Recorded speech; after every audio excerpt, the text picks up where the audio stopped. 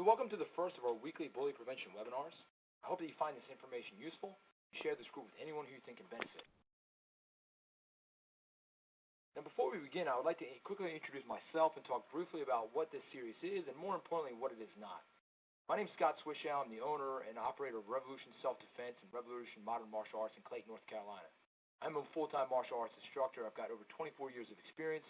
I've also got a graduate degree from the University of Delaware in a degree of psychology. So I think I've got a unique perspective on some of these bullying topics due to the fact that a lot of folks are coming to me to talk about bullying with their kids and how they can approach it. So I see this group, honestly, and the series as an opportunity to reach my goal of being a community leader. My current community has been very good to me, and I'm always looking for ways to give back. I'm a member of my local Rotary Club, and this wanting to give back to the community is one of the big reasons why I thought it was important to do this bully prevention series, especially this month, since it is Bully Awareness Month. Now, the goal of the group is to collect and share information that will help all of us identify and prevent bullying. Now, I'm by no means a master of this information, and I hope that this opens up a dialogue in our community as well as others so that all of our kids can have the best chances of success. What this group definitely is not is a pitch fest. Now, like I said, I'm a martial arts school owner, but I'm not going to be inviting you or trying to sell you on my services, inviting you to take classes with us or anything like that.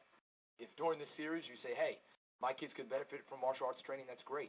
And if you want to train with me, you can look me up online just like everybody else who finds our school. You can look up revolutionselfdefense.com and get started that way. But I'm not going to be using this as a venue to try to channel you towards martial arts training. I am going to be leveraging my experience as a martial artist when I'm talking about many of these subjects because, as I said before, due to my profession, it's something I've had to think about longer and harder and from different angles than your average parent. And I'm a parent as well, so I have to take that into perspective as well. So the topic of today's webinar is to discuss what bullying is.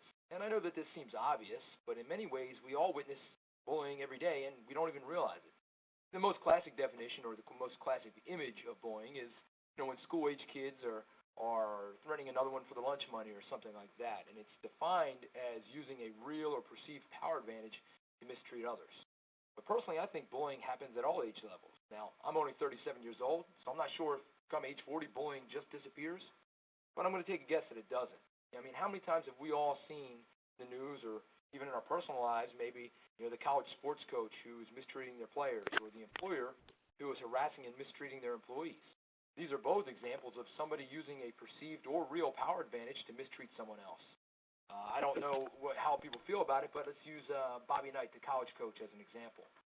What I saw him on the news, I saw him demonstrating bullying behavior quite often. And you may be a fan of his. I'm not trying to offend anybody, but I saw him oftentimes getting in his players' faces and putting his hands on his players in inappropriate ways. And that could have very well been because he perceived he had power over them. He had the power to take them off the court and impact their future as a basketball player.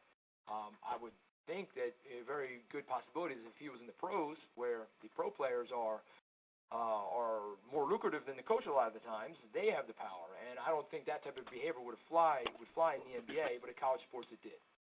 So, like I said, we see these things all the time. As a martial arts coach, I see it still amongst martial artists. And a lot of martial arts instructors will be the first one to tell you that when you come to them and say, hey, my kid is being bullied, they'll quickly try to sell you on their services on how their services prevent bullying and help the kids stop bullying behavior. But they're also demonstrating bullying behavior. I was a member of a martial arts business group recently. It was a Facebook group with forums. And I left the group because it divulged into a bunch of martial arts school owners threatening each other over Facebook, questioning each other's credentials, threatening to come to one guy's school or seminar and fight each other, trying to shame each other. And it just was an example to me of bullying behavior. Somebody who thought their style was better was going to, make fun of and try to cast someone else as a fraud. And it just became ridiculous. And I didn't want to be a party of it. I didn't want to be a witness to it or a bystander to it, so I left the group. So, like I said, we see it every day, and the kids see it often as well. So, we really want to focus on the kids with this webinar series. Let's talk a little bit about the kinds of bullying behavior that our kids face.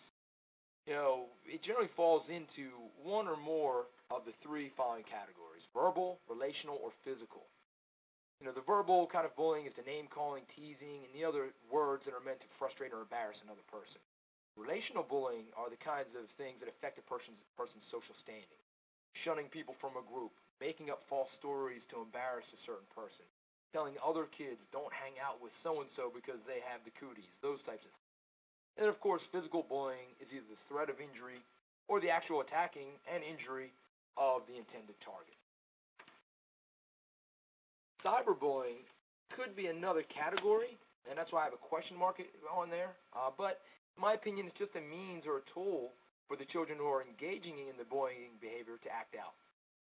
The cyberbullying is going to fall into either verbal, relational, or physical combination of the three. In cyberbullying, I mean the text messaging, the Facebooks, the posts, the forums, things like that. And it's going to be a combination of either a verbal, or relational, or a physical type of bullying, but it's just happening in the cyberspace. Now, there's a couple things about cyberbullying that make it potentially more harmful than the type that happens on a person-to-person level. First thing is that the hurtful words and images are available to be propagated 24 hours a day and more widely available. If you're on the playground and someone calls you stupid, it's only confined to those in earshot and those who repeat it for that period of time. But if it happens online, it's there forever, potentially. So, the other reason why it's potentially more harmful is because the person who's engaging in the bullying behavior can do so anonymously. This makes tracking down the source more difficult, which in turn means that the behavior may be more extreme. If one's less afraid of the consequences of their actions, they may resort to even more hurtful and brash behavior. And bullying is definitely a hot topic these days, and for good reason. The National Center for Educational Statistics indicate that 28% of kids ages 6 through 12 have reported that they've experienced bullying in their own life. And then for the kids who are in middle school and high school, the numbers are virtually the same.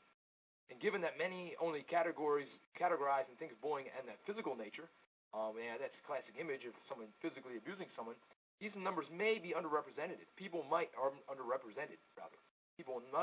be reporting the relational or the verbal bullying that they go through. So these numbers, while they're already high, may even be higher.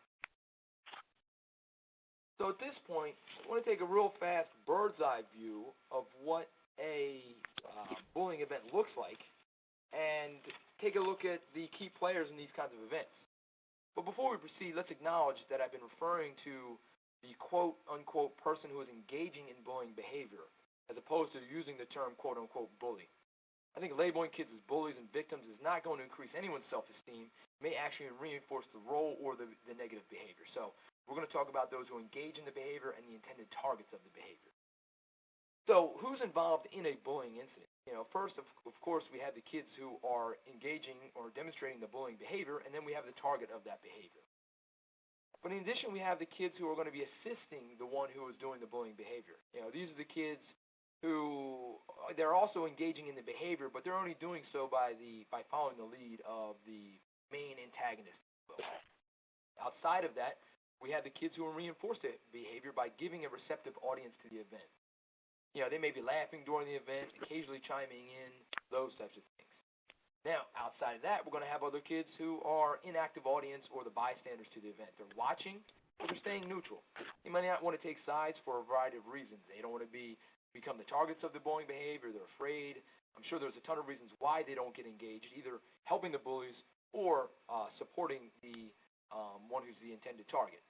However, their presence does provide an audience to the kid or kids who are bullying and therefore may be possibly contributing to the behavior itself. And finally, there's going to be the kids who serve as defenders of the intended target of the bullying. And they either step in to voice their opinion against the behavior or provide comfort and support to the intended target. It's important to know these roles because not only are the targets of the behavior at risk for negative outcomes, but all the bystanders and everybody who's surrounding the event is at risk for the negative outcomes. In fact, next webinar we do next week is going to cover who's at risk of engaging in or being the target of bullying and what some of those negative effects these kids may face. So we're going to talk about taking action, even if it's just a little bit of action. I hope that you guys have learned something during our discussion today, and I commend you guys for being part of this project, taking the initiative to prevent bullying behavior in our schools and communities.